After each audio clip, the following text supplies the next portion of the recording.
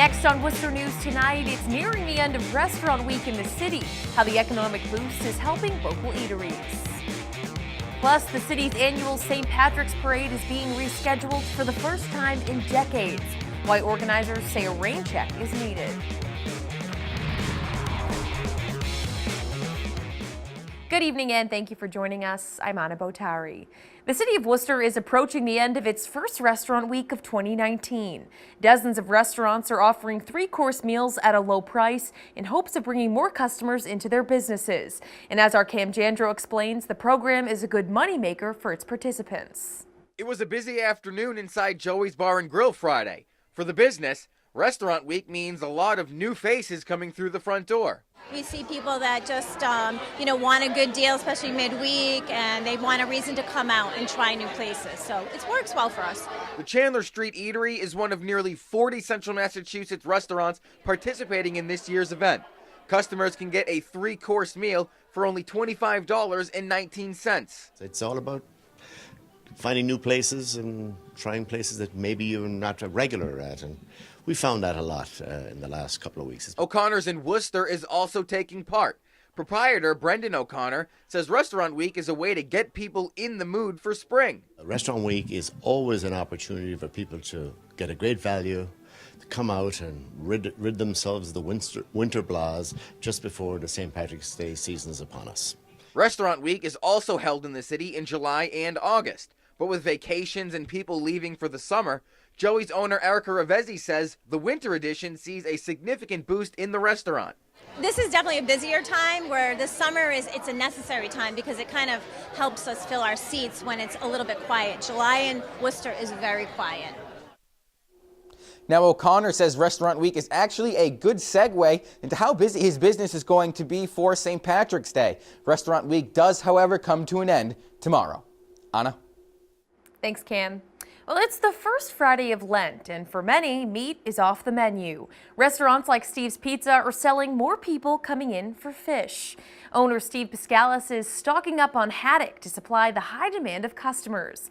Steve's Pizzas does fish and chips every Friday of the year, but Pascalis says during Lent season, he has to keep up with the high demands and does his best to minimize the time customers have to wait for the fish. Yes, there is, yes. And tonight, I'm curious to see what happens tonight. Because it's been a decent lunch, but usually tonight, the first dinner in Lent, usually it's pretty crazy. So we'll see if we can get them in and get them out. Pascalis says they had a good crowd during the lunch and dinner rush.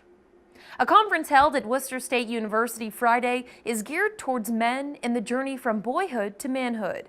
The event is titled Strength, Character, and Heart: Voices on the Journey to Manhood. The goal is to hear and understand the concerns of boys and focuses on academic, emotional, and social learning. It aims to create a call to action to begin work to develop a community initiative addressing their distinct needs. What we're looking to do is to understand young men and the pathways that they take through school, but as whole people, not just between the hours of 7 and say 2, but rather what other things that are going on in their lives that sort of affect their performance in school and ultimately affect their performance and contributions as citizens when they graduate. The event is part of a collaboration between the college, the mayor and city manager's Youth Violence Prevention Initiative, Boys and Girls Club of Worcester, and the Worcester Education Collaborative. This weekend's expected weather affecting an annual event in the city. The Worcester County St. Patrick's Parade is postponed for only the second time in its history.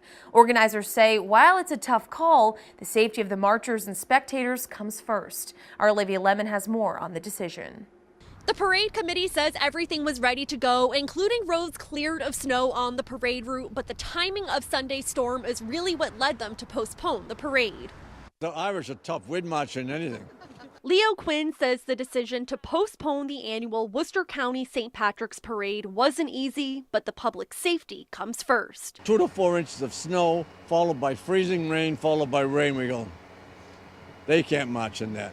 Other people couldn't stand along the side and watch it either. It's only the second time in the parade's 37-year history the committee has had to postpone. The last time was in 1994. We had a blizzard that day. A lot of people are affected by the fact that we're postponing this parade, and we appreciate their support and their patience with it. Parade Chairman Mary Ellen Murphy says the show will go on 2 weeks from this Sunday, and she's thankful for the businesses who are also impacted by the change. Businesses on Park Ave, they got calls this morning. They've already, got their parties already. Park Grill is one of those affected businesses. Owner Eric Pearson says they've already started to reschedule vendors. 10 minutes ago, I just turned away 50 cases of beer. Unfortunately, it has to go back on the truck and back to the warehouse. Pearson says it's the busiest day of the year for the restaurant. He expects to see more than 5,000 people on a parade day with nice weather. This is our biggest day of the year. It's unfortunate, but safety is number one. It will happen, and it'll be a great day. The parade committee and businesses are hoping for good weather 2 weeks from this Sunday and are hoping people will still come out to the parade. On Park Avenue, Olivia Lemon, Worcester News Tonight. Tremendous fan support for the Nichols men's basketball team at tonight's Sweet 16 game in Amherst. The school had a fan bus to the game, and our Brenna Wilson caught up with some of the Bison's biggest fans. Anna, you could feel the excitement building the moment you walked into the gym. There were a ton of Nichols fans out supporting the team, and the school says the support has been there all season long. I think they've been around them all along, but it's a team that we have record crowds at home games, so that says one thing.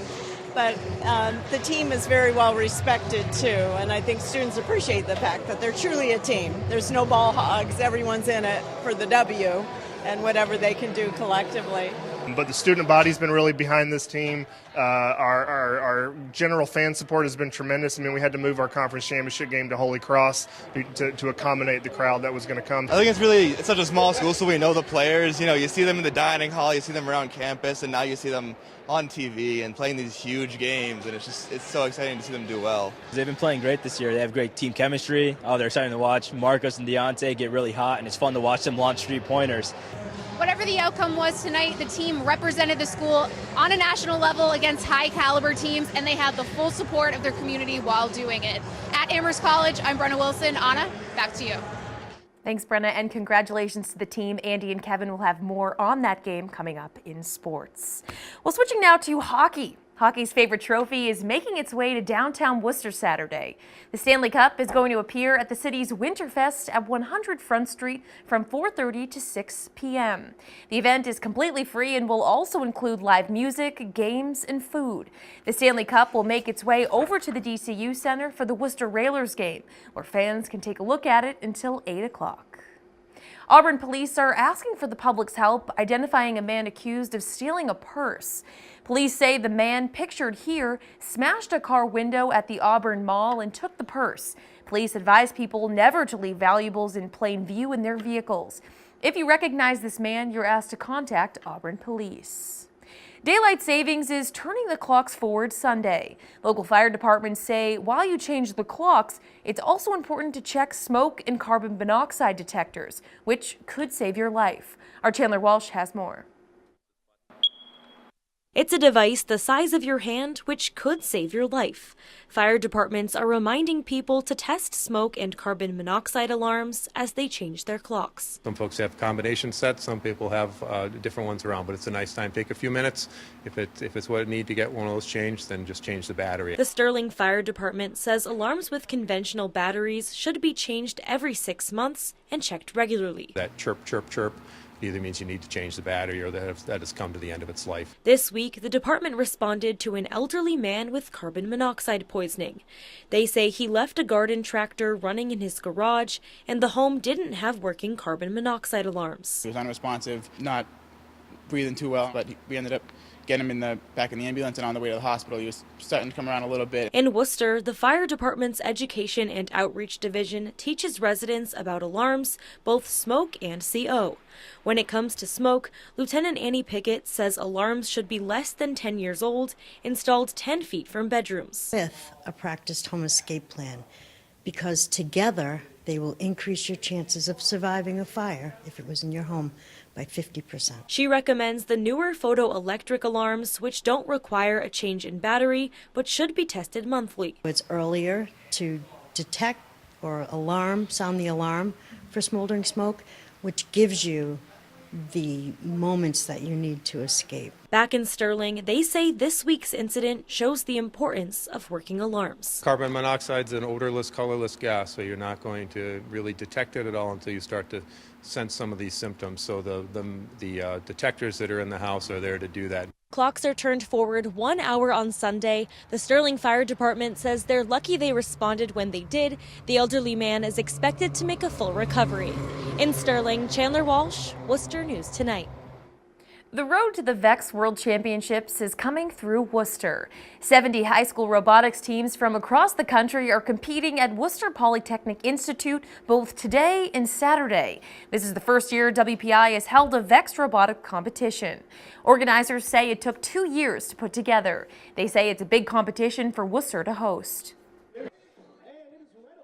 I think it's a great opportunity to showcase what our city and our community have to offer, and like I said, a lot of these kids might never have come here otherwise, but, they get to visit the city at night, and a lot of, are staying in local hotels and like I said, experiencing the city. So we like to say it's a little bit like rock concert, a little bit dance party with some robots thrown in. The young women and men who are involved with these programs are at the cusp of becoming really important to engineers and scientists, and so it's natural for us to want them to see our campus.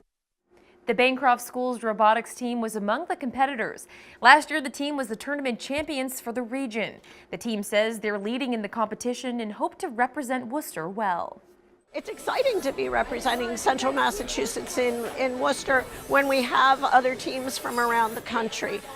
We feel like we're ready for the competition, but we're also very excited to see what these other teams not in our area are bringing to the field. The robot goes through iterations as we design, build, and rebuild, and so we started in the summer, and we've rebuilt probably like 10 times at this point. The event is open to the public. The winning teams will advance to the VEX Robotics World Championship taking place in Kentucky next month.